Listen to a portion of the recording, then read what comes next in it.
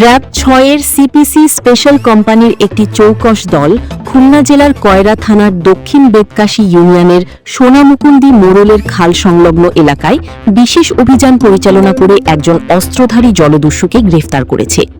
গোপন সংবাদের ভিত্তিতে বৃহস্পতিবার বিকালে দাকুব থানার জয়নগর গ্রামের বাসিন্দা অস্ত্রধারী জলদস্যু আজহারুল ইসলাম ওরফে খানজাহানকে ঘটনাস্থল থেকে পৃথক দুটি পলিথিনের ব্যাগে মোড়ানো অবস্থায় দুটি ওয়ান শুটার গান ও ৩৬ রাউন্ড তাজা গুলিসহ গ্রেফতার করা হয়।